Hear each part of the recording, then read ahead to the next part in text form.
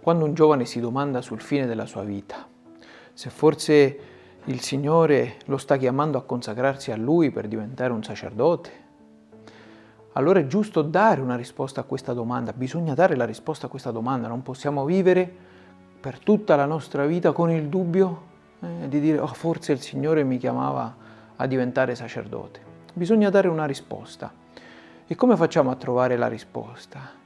Sono, diciamo così, sempre quei mezzi che la Chiesa ci insegna e ha, innanzitutto pregare in maniera speciale la Vergine Maria, avere quel contatto intimo con il Signore nel Santissimo Sacramento, andando a fare delle visite in chiesa, con l'adorazione, nella comunione, durante la Santa Messa, e chiedere al Signore la grazia di illuminarci affinché lo Spirito Santo ci faccia capire qual è la volontà di Dio su di noi per poterla mettere in atto.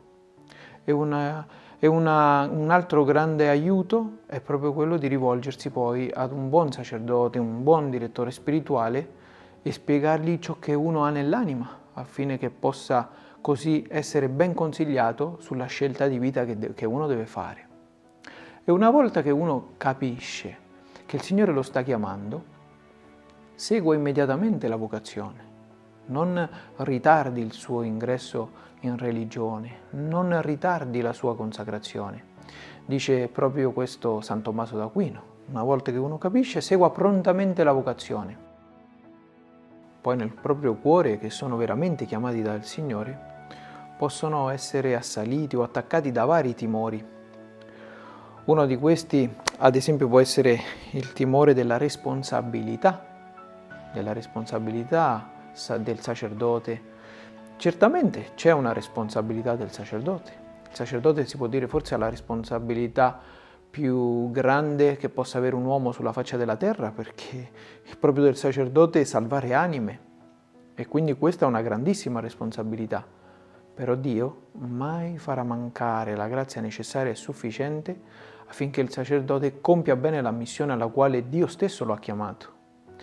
E da dove attinge questa grazia? La attinge in maniera speciale proprio dalla Santa Messa che celebra quotidianamente, dal rapporto intimo con il Signore davanti al Santissimo Sacramento e dall'aiuto specialissimo della Vergine Maria, alla quale un buon sacerdote non può non affidarsi, grazie alla preghiera della corona del Santo Rosario. Un altro timore che può assalire il giovane, che già ha capito che il Signore appunto lo sta chiamando, è quello del fatto che pensa di non avere talenti, di non avere scienza sufficiente, di non avere un'intelligenza che possa aiutarlo a compiere questo ministero. Diciamo, è vero, nel senso che bisogna avere un minimo di intelligenza per poter studiare, per poter quindi poi aiutare le anime, ma allo stesso tempo, se Dio realmente ci sta chiamando, non ci farà mancare questi doni, questi talenti necessari per il nostro ministero. Pensate ad esempio al Santo Curato d'Ars. Quanta difficoltà nello studio, ma guardate adesso chi è. Santo, patrono dei parroci in primis e addirittura ora anche patrono di tutti i sacerdoti, il Santo Curato d'Ars, San Giovanni Maria Vianney. Un altro timore che forse potrebbe colpire il cuore del giovane è quello che, seguendo la vocazione alla vita sacerdotale, deve lasciare tante comodità, tante ricchezze. È vero, deve lasciare tante comodità e tante ricchezze, ma sta lasciando le creature per il Creatore. Sta lasciando le cose umane per le cose divine. Ed è molto chiaro l'esempio che troviamo nel Vangelo con il giovane ricco che compiva tutto quello che il Signore chiedeva, che erano appunto i 10 comandamenti. Ma poi Gesù gli dice: ma una cosa sola ti manca, va, vendi tutto quello che hai, dallo ai poveri, poi vieni e seguimi e avrai un tesoro nel cielo. E il giovane se ne andò via triste, racconta il Vangelo. Quanti giovani, per timore di lasciare le proprie comodità o le proprie ricchezze, che forse non sono ricchezze eccezionali, ma sono piccole cose. Per essere attaccati a queste piccole cose rinunciano a quella chiamata intima che fa il Signore, ad una vita più grande, ad una vita più esigente, ad una vita però che le può dare la felicità.